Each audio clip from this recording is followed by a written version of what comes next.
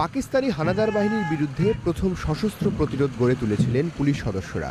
স্বাধীনতা সংগ্রাম থেকে শুরু করে পরবর্তী সময়ে জনগণের নিরাপত্তা, সেবা আর যে কোনো সংকটে অগ্রণী ভূমিকা রেখে চলেছে বাংলাদেশ পুলিশ।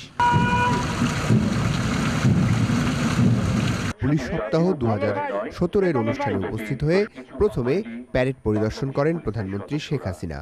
এরপর পুলিশের বিভিন্ন ইউনিটের সুশৃঙ্খল কুচকাওয়াজে সালাম গ্রহণ করেন প্রধানমন্ত্রী।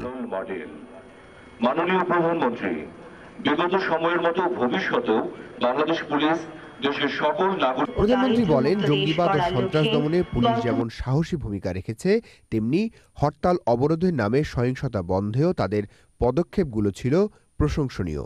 বাংলাদেশ একটি আত্মমর্যাদাশীল আত্মনির্ভরশীল দেশ হিসেবে বিশ্বের বুকে আজ প্রতিষ্ঠিত হতে যাচ্ছে।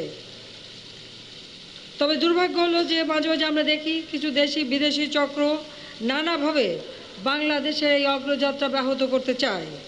গণতান্ত্রিক পথে মানুষের মন জয় করতে ব্যর্থ হয়ে এরা সন্ত্রাসের পথ বেছে নিয়েছে। কোমলমতি যুবক কিশোরদের ধর্মের নামে বিভ্রান্ত করে জঙ্গিবাদের দিকে তারা ঠেলে দিচ্ছে। আর সন্ত্রাস ও জঙ্গিবাদ এটা শুধু বাংলাদেশে না, এটা এখন একটা বৈশ্বিক চ্যালেঞ্জ, যা আমাদের উন্নয়নের প্রধান বাধা হয়ে দাঁড়িয়েছে। সম্প্রতি হলি আর্টিজান ও শোলাকিয়া জঙ্গি হামলা মোকাবেলায় 4 জন পুলিশ সদস্য আত্মোৎসর্গ করেছেন। পুলিশ জঙ্গি হামলার মাস্টারমাইন্ড, অস্ত্রদাতা, প্রশিক্ষক এবং আশ্রয়দাতাদের বিরুদ্ধে কঠোর ব্যবস্থা গ্রহণ করেছে। বর্তমান সরকারের সময় এই বাহিনীর উন্নয়নে নেওয়া বিভিন্ন পদক্ষেপ তুলে ধরে প্রধানমন্ত্রী আশা করেন আগামীতে আরও আন্তরিকতা ও পেশাদারিত্ব নিয়ে কাজ করবে পুলিশ। ঔপনিবেশিক আমলের ধ্যান ধারণার পরিবর্তে গণতান্ত্রিক মূল্যবোধের সাথে একাত্ম হয়ে পুলিশের সেবা আরও জনবান্ধব করতে হবে।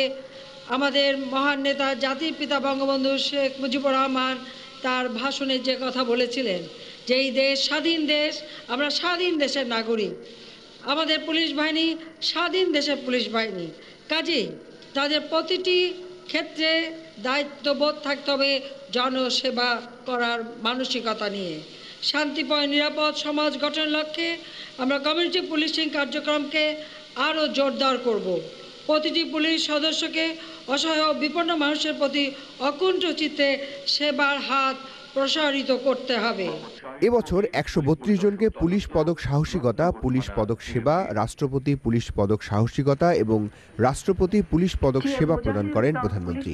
এর মধ্যে 77 জন জঙ্গিবাদ ও সন্ত্রাস দমনে বীরত্বপূর্ণ অবদানের জন্য এই পদকে ভূষিত হয়েছেন। হলি আর্টিজান ও শোলাকিয়া জঙ্গি হামলায় নিহত 4 বীর পুলিশ সদস্য পেয়েছেন মরণোত্তর পদক।